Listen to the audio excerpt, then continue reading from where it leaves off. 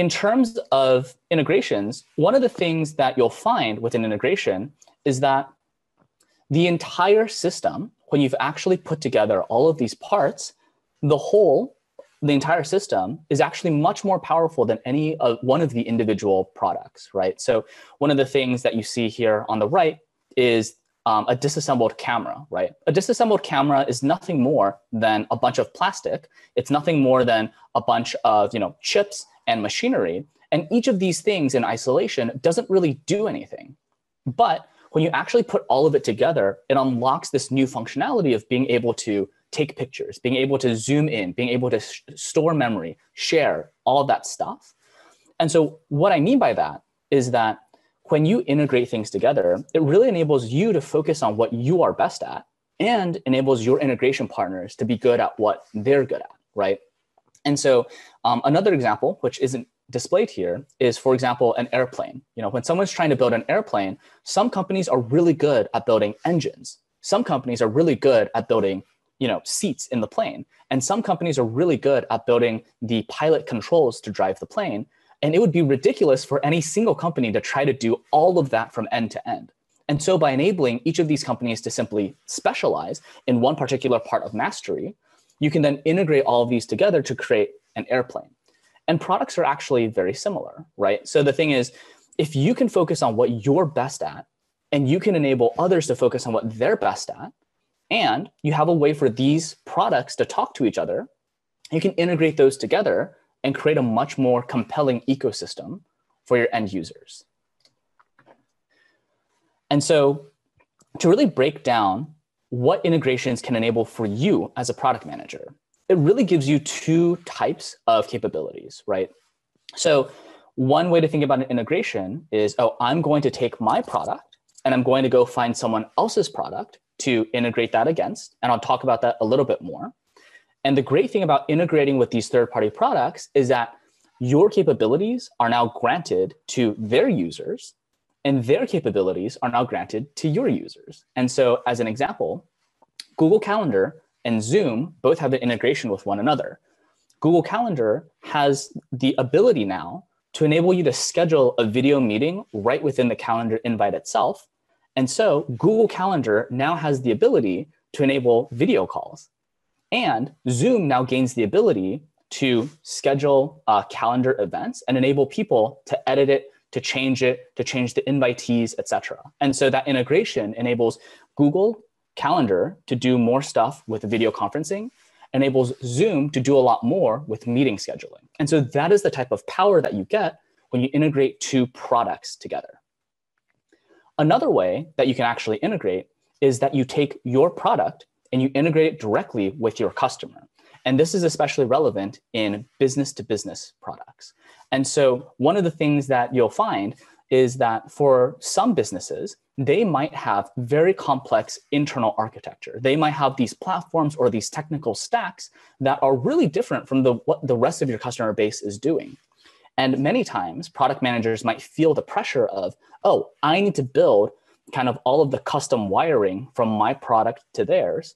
But if you actually think cleanly about how might we be able to integrate these two systems together, you can actually unlock a lot more capabilities so that you're not the one on the hook who has to go and build all of these things for the customer. And so again, just to go ahead and dive in further. Sorry about that. So again, addressing the first type of integration, there are products that can integrate to many other products. And traditionally, we call them platforms, right? And the platform really enables a single product to do a lot of stuff. So as an example, a platform product is Salesforce. Salesforce itself is a customer relationship management tool. It enables you to look at leads and convert them into opportunities and closes, et cetera. But Salesforce is actually much more powerful because it's a platform. So it enables you to connect to call center capabilities, enables you to connect to analytics, to customer service, to all of these different things. And so Salesforce is incredibly successful, not because it's just a CRM, but because it is actually a platform that enables you to connect to many things, right?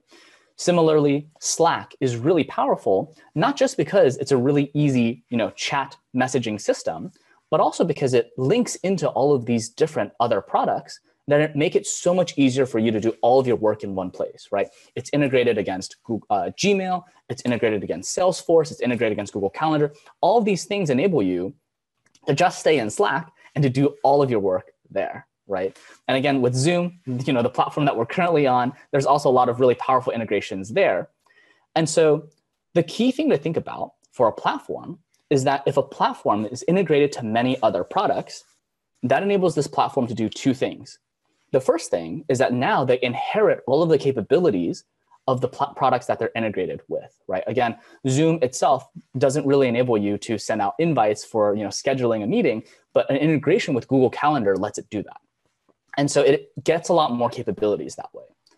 The second part is that you can get much bigger user bases because you're inheriting these user bases of your integrated partners, right? And so that's why platforms are something that investors are really excited to invest in, because you can actually see this exponential growth where the more products you're integrated with, the more users come to you, which then means that more products want to integrate with you to be able to get some of those users. And then now you get more and more users. It's a really beneficial effect of being a platform product by being able to integrate with a lot of different products. And then the second category that I mentioned is that if you know how to integrate against a customer's system, that is very different from trying to build custom development for a single customer, right? So the thing is, let's say that you have a particular product, right? And your customer says, well, that's great, but I need it to do all of these different things. I need you to go build all of this other stuff just for me, right? And one of the challenges there is the goal of a product is for it to be scalable, to serve many different customers at once. And so it's not good for you to build a single thing for a single customer, but at the same time, that customer is worth so much money to you because they're a really large account. And so you really want to be able to serve those needs. Well, the thing is, if you can actually think of their custom functionality as an integration, basically as some set of connectivity between your system and their system, now you can actually abstract away this middle connecting component. Now you have options. You could still build it yourself if you wanted to, or you could actually ask the customer to build to you by having this really clean way of integrating the two systems together. Or you could even ask someone else to go build that for you as a third party, right? And so again, this is really important for enterprise B2B software, where sometimes you just have to support really unique requirements for your product to work with their system. And if you don't do it, it could make or break your company. But at the same time, you don't have enough resources to go build all of these custom things just for that single customer account.